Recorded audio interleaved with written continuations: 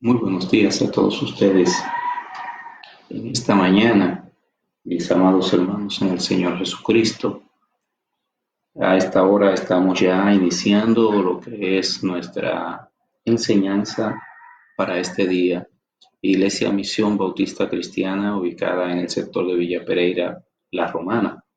En esta ocasión tengo a la mano las Escrituras para leer en ella el capítulo 7 del Evangelio de Lucas, que nos dice: después que hubo terminado todas sus palabras al pueblo que le oía, entró en Capernaum, y el siervo de un centurión, a quien quería mucho, estaba enfermo y a punto de morir. Cuando el centurión oyó hablar de Jesús, le envió unos ancianos de los judíos rogándole que viniese y sanase a su siervo. Y ellos vinieron a Jesús y le rogaron con solicitud, diciéndole: es digno que le concedas esto, porque ama nuestra nación y nos edificó una sinagoga. Y Jesús fue con ellos, pero cuando ya no estaba lejos de la casa, el centurión envió a él unos amigos, diciéndole: Señor, no te molestes, pues no soy digno de que entres bajo mi techo, por lo que ni aun me tuve por digno de venir a ti, pero di la palabra y mi siervo será sano, porque también yo soy hombre puesto bajo autoridad, y tengo soldado bajo mis órdenes, y digo a este ve y va, y al otro ven y viene, y a mi siervo haz esto y lo hace. Al oír esto, Jesús se maravilló de él, y volviéndose, dijo a la gente que le seguía: os digo que ni aun en Israel he hallado tanta fe. Y al regresar a casa, los que habían sido enviados hallaron sano al siervo que había estado enfermo. Amén. Vamos a orar. Amante Señor y Dios, bendito Padre Celestial, venimos delante de ti, Señor, sabiendo que tuyo es el poder y que tú eres el que haces la obra. Nuestros débiles esfuerzos vanos son. Tuyas son todas las cosas, y yo quiero que tú obres en cada hermano, en cada hermana, en cada persona que nos escucha, de tal manera que tu palabra les sea de provecho. Bendice con ella las almas, te lo rogamos en el nombre de Jesús. Amén. Bien, mis hermanos, vamos a compartir de una manera breve esta historia que nosotros tenemos enfrente. La historia muy conocida de un centurión que tiene un hijo, que tiene a un siervo al cual él quiere mucho, y que éste está enfermo. Entonces tiene que acudir al Señor. Naturalmente, el centro de esta narración que nosotros acabamos de leer no es cualquier otra cosa sino la fe que manifiesta este centurión, y por eso nosotros nos vamos a dirigir hoy a ese punto vital que trata acerca de la fe del centurión. Y les anticipo, debido al tema del coronavirus, no les será difícil a usted encontrar en las redes sociales información, predicación acerca de temas de consuelo, de fortaleza, de aliento para esta situación particular. Eso es algo que usted lo va a notar, que abunda. Sin embargo, en estos tiempos no vamos a dejar de focalizar la fe de este centurión como un ejemplo a nosotros en medio de esta situación tan difícil. No será extraño, repito, encontrar abundante tema acerca de esto. No soy el único que está hablando de esto. Sin embargo, son tiempos donde lo calificamos como un tiempo de prueba para el pueblo de Dios. La fe del pueblo de Dios está siendo probada en este tiempo. El Señor está manifestando que para Él no existe una diferencia en las clases sociales que nosotros bien hemos puntualizado y que nosotros bien hacemos diferencia entre uno y el otro, sino que a cualquiera, a todos, le es tomado en cuenta sus obras. el rechazo o aceptación de esta persona hacia el Evangelio. Principalmente dirigiéndonos al pueblo de Dios, principalmente enfocándonos en esto, que ese es el pueblo que tiene al Dios del cielo como su Dios, al Creador del cielo y la tierra como su Dios. Tenemos que decir que en su palabra hay promesas contenidas y que la prueba consiste en ver que nosotros confiemos, que nosotros depositemos en esas promesas toda nuestra confianza. En esta ocasión veremos a un hombre confiar en el Señor Jesucristo, confiar en el Señor. Se trata de un centurión romano, o sea, un gentil, que no viene instruido en la ley de Moisés desde su infancia, sino que más bien está instruido en el uso de la espada. Y para tratar esta historia, nosotros vamos a dividirla en tres partes. La introducción de la historia, que está en los versículos 1 al 3, la fe del centurión, los versículos del 4 hasta el 8, y el elogio que hace Cristo acerca de la fe de él. Y por último, claro, haremos algunas aplicaciones. Debido al tiempo, nosotros no vamos a agotar estos tres puntos, sino que más bien nos vamos a focalizar, como ya dijimos, en la fe del centurión. La historia dice que el Señor, narra Lucas, había terminado un discurso cuando esto ocurrió. Y también Lucas especifica que el acontecimiento se llevó a cabo en Capernaum. Hay algunos datos que la Biblia ofrece acerca de Capernaum. Capernaum fue el centro de operaciones del Señor Jesucristo. Él se mudó después de la tentación, él se mudó con toda su familia a Capernaum. Desde allí él dirigía toda la labor evangelística a todas partes del mundo antiguo que él caminó. Capernaum fue una ciudad a quien el Señor le concedió grandes privilegios. Por ejemplo, el mismo hecho de tener a Jesucristo viviendo allí con toda su familia, eso permitió esa, que esa ciudad recibiera las palabras del Señor Jesucristo, o vamos a corregir, escuchar las palabras del Señor Jesucristo. Eso permitió que esa ciudad viera el ejemplo del Señor Jesucristo, la conducta de él y de toda su familia, como era María, su madre, que era una mujer piadosa. Dice la Escritura que esta ciudad fue receptora de muchos privilegios, tanto así que el Señor se refiere a ella diciéndole: y tú, Capernaum, que hasta el cielo eres levantada, hasta el Hades serás abatida. Lucas capítulo 10, versículo 15.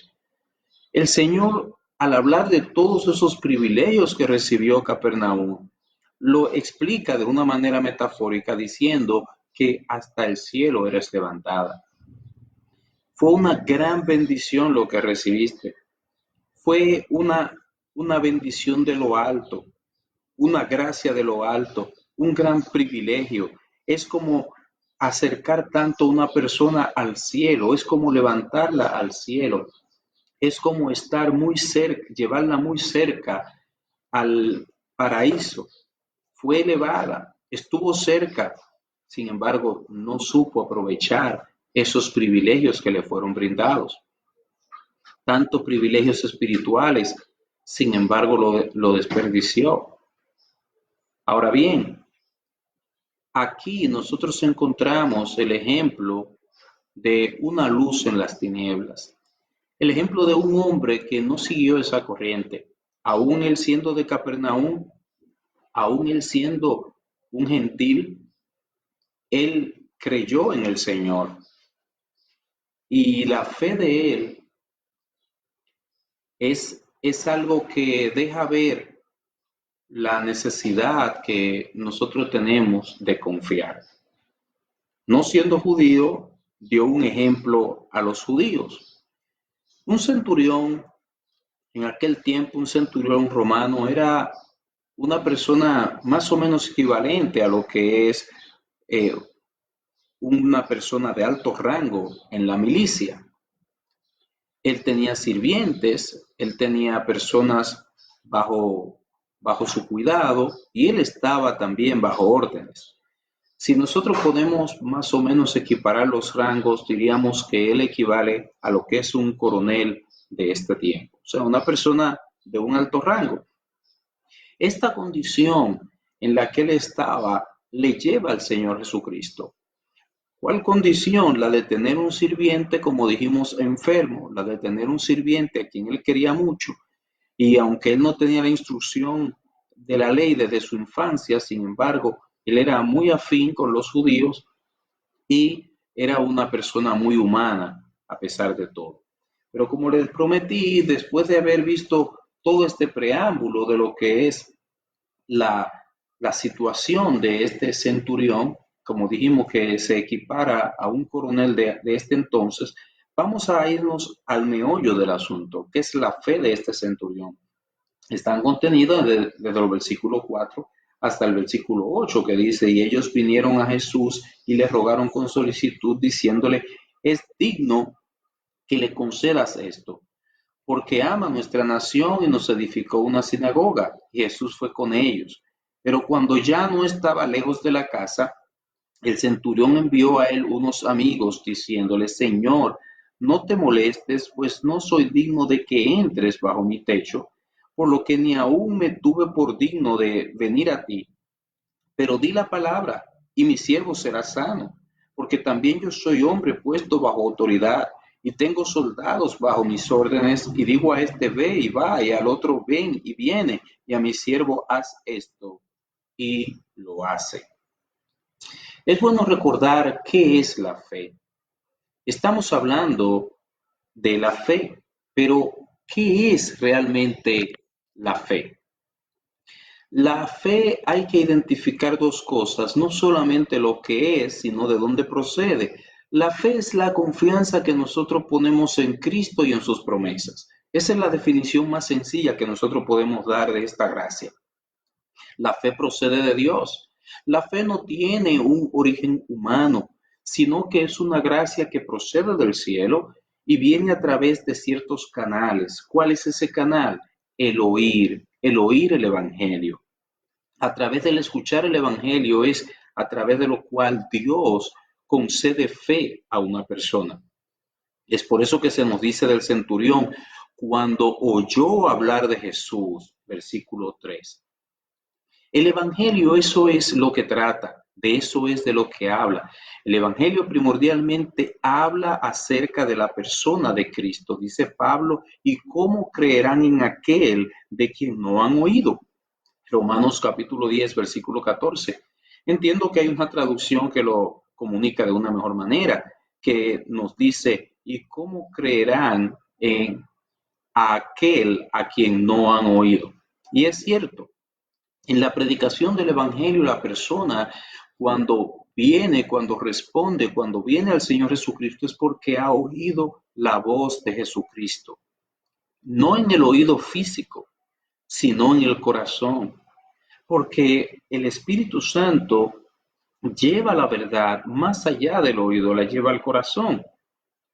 Antes de entrar en este importante aspecto que es la fe, deseo resaltar un elemento que va acompañado de la verdadera fe, de la fe salvadora. Es un elemento que siempre acompaña la fe y es la humildad. Dice la Escritura que Él envió a unas personas, ancianos, a Jesucristo, a decirle, a pedirle que sanara a su siervo. Y estos le dijeron, Él es digno de que le concedas esto, versículo 4. Sin embargo, más adelante, cuando el Señor Jesucristo se va acercando a la casa, Él les envía unos amigos diciéndole lo siguiente de parte de Él, no soy digno de que entres bajo mi techo, versículo 6. Y ni aún me tuve por digno de venir a ti, versículo 7. Esto demuestra el concepto que él tenía de sí mismo delante de Jesucristo, en comparación con Jesucristo.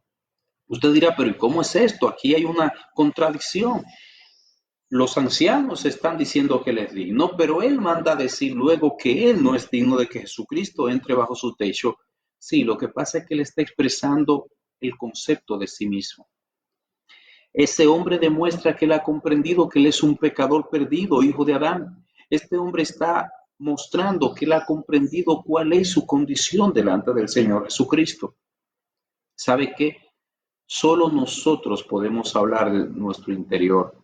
Cuando el Señor Jesucristo hace resplandecer su luz, cuando nos hace comprender el Evangelio, entonces nosotros nos damos cuenta de nuestro pecado, de los cuales hemos sido testigos nosotros mismos. Este hombre, habiendo comprendido, habiendo sido testigo, habiendo visto sus propios pecados, dice: yo no soy digno de que tú entres a mi casa. No solo porque soy gentil, sino también porque soy pecador. Los de afuera tenían un alto concepto de ese centurión, pero él, sabiendo que es descendiente de Adán, sabiendo que él es testigo de sus propios pecados, sabiendo que él es un gentil, dice: no, yo no soy digno. No existe tal cosa como una mezcla entre la fe salvadora y un ego inflado. No, la fe salvadora va acompañada de humildad. Note el testimonio de Pablo. Pablo dice: porque yo soy el más pequeño de los apóstoles, que no soy digno de ser llamado apóstol. ¿Y por qué Pablo? Porque perseguía la iglesia de Dios. Primera a los Corintios capítulo 15, versículo 9. Y yo te pregunto a ti que me escuchas, ¿cómo te consideras delante de Dios?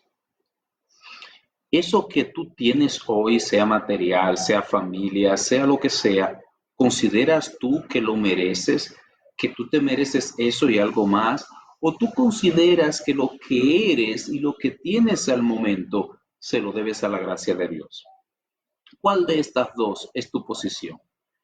Al hablar de esto viene a mi mente la historia del piadoso rey Usías, que en los últimos días de su vida su corazón se elevó y quiso ofrecer sacrificio a Dios, y esto le correspondía solamente a los sacerdotes. Y en esa ocasión se le opusieron nada más ni nada menos que 80 sacerdotes para que no hiciera eso. Y él se rebeló contra ellos. Solamente se detuvo cuando el Señor lo hirió con lepra. Repito, la humildad es la actitud que acompaña a esa fe que salva.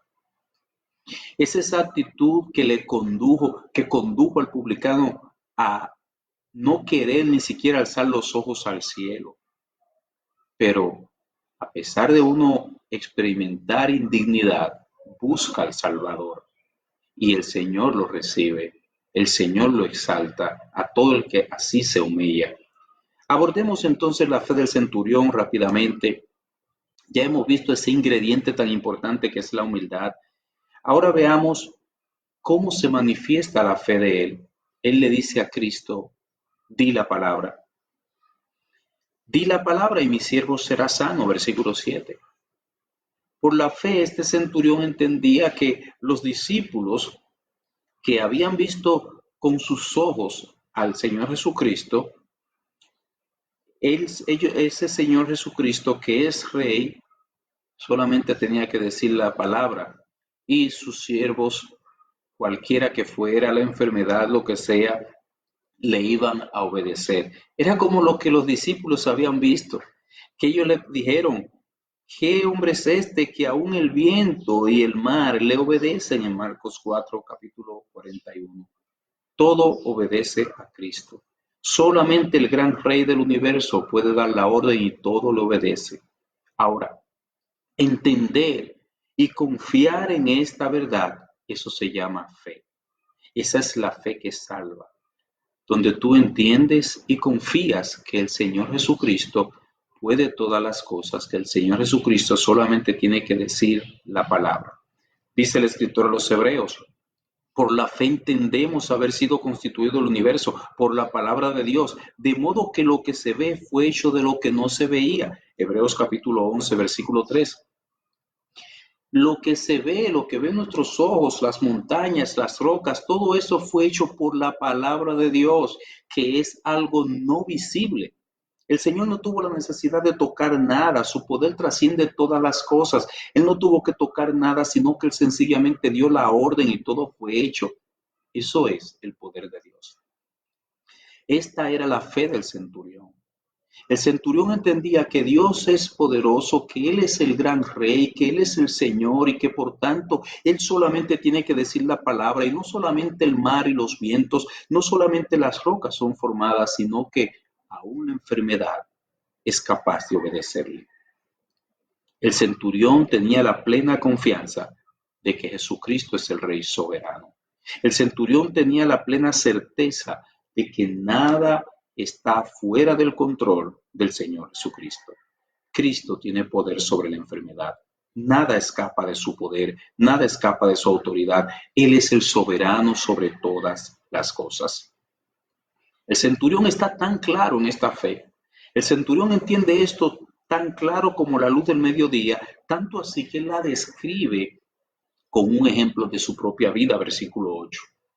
Como ustedes saben, en los rangos militares las órdenes no se discuten, no se contradicen, solamente se obedecen. Él entiende que Cristo es así. Un Señor, el supremo Dios con autoridad.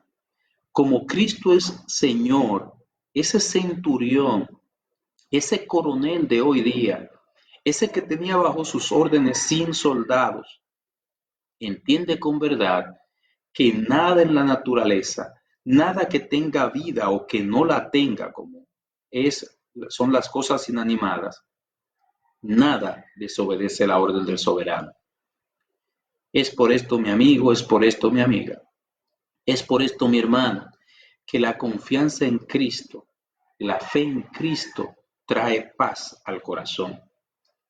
Porque la persona descansa. Descansa no en las circunstancias, sino en Él, en el poder de Él, en la soberanía de Él.